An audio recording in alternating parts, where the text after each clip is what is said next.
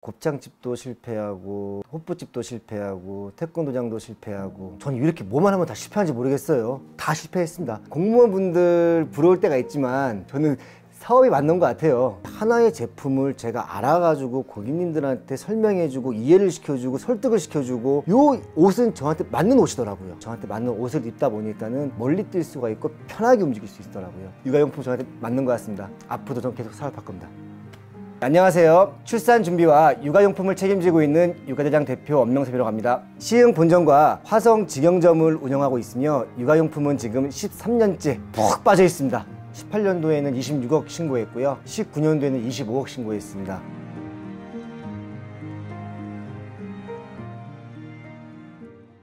초등학교 때부터 태권도 선수로서 중고등학교를 진학을 했었고요. 태권도 선수를 이제 그만두다 보니까는 특별하게 제가 할 수 있는 게 없더라고요. 할 수 있는 게 창업 아니겠습니까? 23살에 곱창집을 처음에 작게 시작했었습니다. 현금 매출이 꽤 나오더라고요. 그때만 해도 지금처럼 카드 매출이 많지 않았어요. 돈이 쌓이니까는 이 돈이 꼭 다 제 돈 같은 거예요. 현금 관리를 못 해가지고 첫 번째는 실패했던 것 같습니다. 이제 호프집 같은 경우는 진짜 인테리어도 엄청나게 투자 많이 했었죠. 지금 생각해보면 인테리어에 투자 많이 했던 게 너무 아까운 것 같아요. 폐업할 때, 정리할 때는 눈에 안 보이면서 날아가는 돈이 인테리어 비용 같더라고요. 곱창집과 호프집을 실패하고 나서 이제 마지막으로 태권도 체육관을 했었는데 모든 인맥과 스승님들이 다 이제 안양에 있다 보니까는 출퇴근을 생각도 안 하고 안양에다 제가 이제 체육관을 한 거죠. 그때는 저희 집이 은평구였고 출퇴근 시간만 왔다 갔다만 3시간 이상 걸리더라고요. 몸이 지치니까는 아이들한테 가르치는 의욕도 떨어지게 되고 여간 힘든 게 아니었던 것 같아요. 그 다음 창업 아이템을 찾아야 되는데 제 아내가 육아용품 점 해보는 건 어떻게 생각해? 권유를 하더라고요. 출산 준비하려고 온라인 쇼핑도 하고 오프라인 매장도 가봤는데 너무 좋았던 거예요. 깨끗하고 술 취한 사람을 마주칠 일도 없고 그래서 육아용품점 시작하게 됐습니다. 처음에는 모든 이 거래처들이 물건 싸게 해줄 테니까는 1개 받을 걸 10개 받아라 이렇게 하다 보면은 다 받다 보니까는 재고 관리도 힘들게 되고 근데 유모차 차다 보니까 연식이 있어요. 하반기에 조건이 좋아가지고 싹 땡겼는데 그 해 못 팔게 되면은 내년 되면 이건 구형돼 버려요. 매입 관리하고 재고 관리를 못 해가지고 실패를 했었고요. 육아용품을 조금 더 집중적으로 알고 싶어가지고 유모차 브랜드 수입사에 제가 입사하게 되었습니다. 거기서 정확히 딱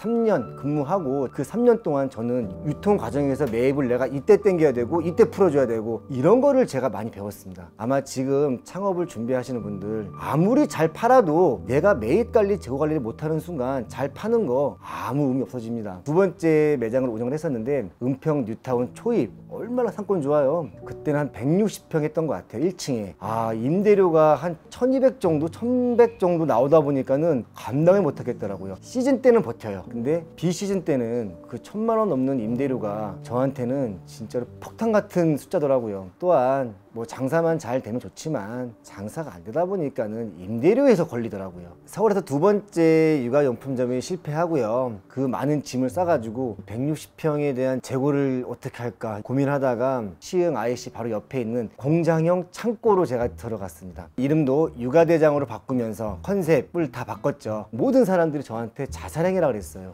근데 저는 무언가에 확신이 있었어요. 확신이. 돌이켜보니까는 첫 번째 매장과 두 번째 매장 실패했던 요인을 보완했던 게 먹혔더라고요. 입주 조건은 좋지 않지만 임대료가 너무 쌌습니다. 150평 가까이 쓰고 있는데 지금 제가 임대료랑 관리비 포함해가지고 200만 원이 채 안 돼요. 이런 조건 없습니다. 또한 1층에 제조 생산 시설이 있다 보니까 공업용 전기가 들어오더라고요. 한여름철에도 에어컨을 풀로 틀어도 전기세가 50만 원도 채 안 나와요. 고정 지출을 줄이다 보니까는 판매 단가를 낮추더라도 결론적으로 저한테 들어오는 수익 구조는 더 많아지게 되었습니다. 저 같은 경우는 할 수 있는 모든 브랜드는 본사 직거래, 수입사 직거래를 하고 있습니다. 유통 단계를 줄이다 보니까는 저한테 들어오는 단가는 낮아지는 거고 시흥 본점과 화성 직영점은 유모차 카시트 같은 경우는 가격 택이 전혀 없습니다. 맘카페에서 나오는 이런 정보 체크를 하면서부터 금액도 인터넷 최저가로 다 잡아놓고 육아대장은 금액적인 면에서 경쟁력을 확실히 확보하고 있습니다. 엄마들 입에서 온라인에서 유행하는 브랜드처럼 퍼져나가다 보니까는 서민갑부라는 방송국에서 섭외가 들어왔었는데 그건 나가야죠. 안 나갑니까? 서민갑부 나간 뒤로 매출은 더 극대화되고 지금은 진짜 연에 20억이 넘는 매출을 올리고 있습니다. 처음에 사업을 여러 번 실패했었을 때 매월 초 되면은 어디 이자 갚아야 돼, 10일 되면 어디 이자 갚아야 돼, 말일 되면 어디 원금 상환해야 돼. 너무 힘들었어요. 결국에는 카드론 대출까지 받게 되었습니다. 운이 맞았는지 모르겠지만은 18년도 연말쯤에 뉴스에서 나오더라고요. 자영업자를 위한 저금리 대출? 알아보니까 1.8%대더라고요. 신용보증재단 중소기업기금청에서 2억이란 대출 받고 화성에다가 출산 육아용품점을 또 하나 오픈했습니다.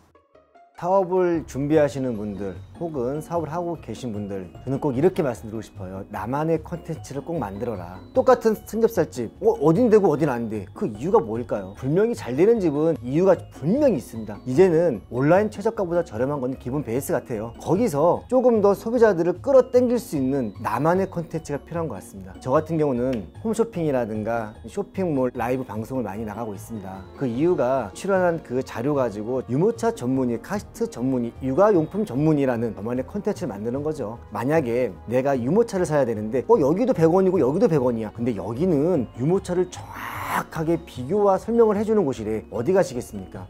이런 말들이 있을 겁니다. 실패는 성공의 어머니다. 굳이 할 필요 없습니다. 왜 하려고 그래요, 실패를요? 성공만 하십시오. 다시는 춥고 배고픈 곳으로 돌아가고 싶지 않습니다.